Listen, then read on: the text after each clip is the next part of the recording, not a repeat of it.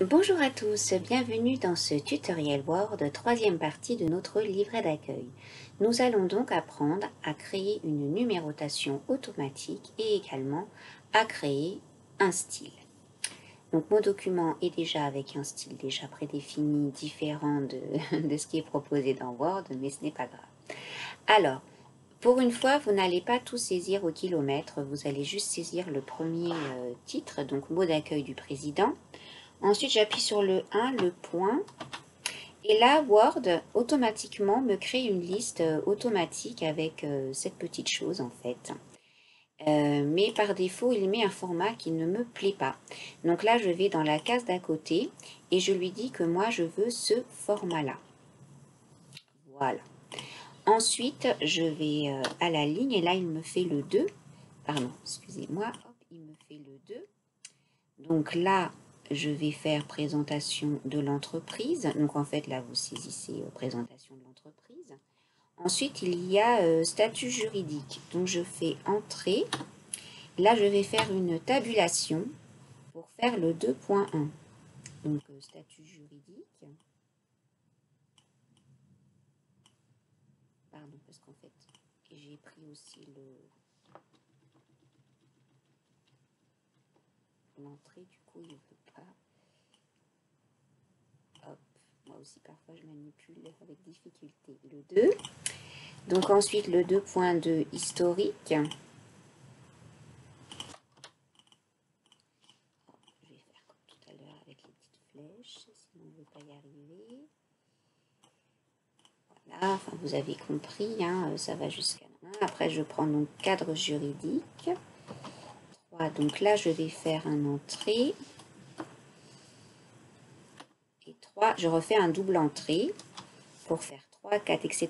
Donc en fait voilà, vous alternez entre des entrées et des tabulations. De toute façon, revenez en arrière si ça ne va pas. Donc là, saisissez en fait votre texte au fur et à mesure, mais commencez déjà par le 1, mettre des numéros. Voilà, donc j'enlève tout ça parce que c'est toute la suite du texte. Pour le style, ce n'est pas très important. Donc ensuite, eh bien, je vais quand même faire des espaces voilà, entre mes documents.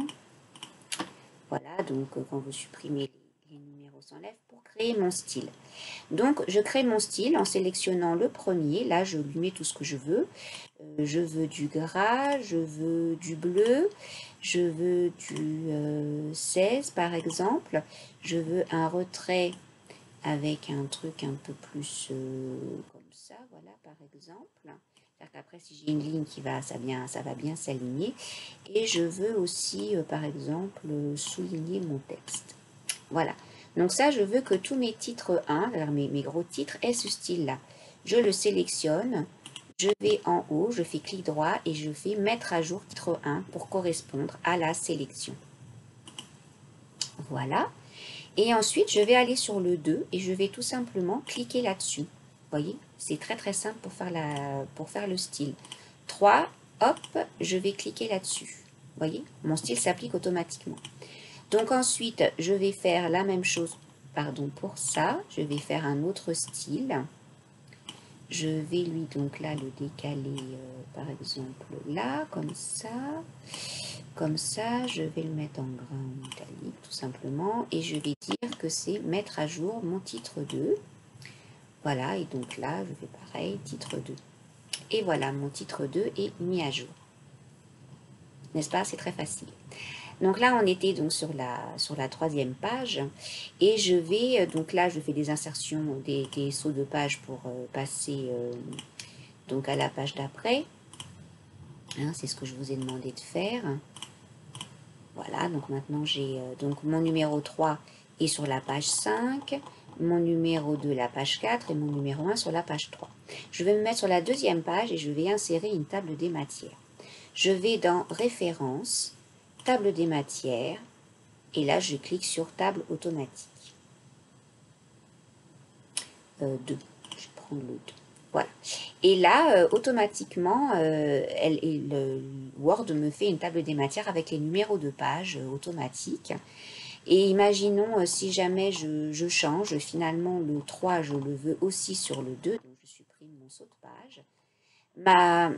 En fait, donc maintenant le 3 est sur la page 4. Alors la table des matières ne se met pas à jour toute seule.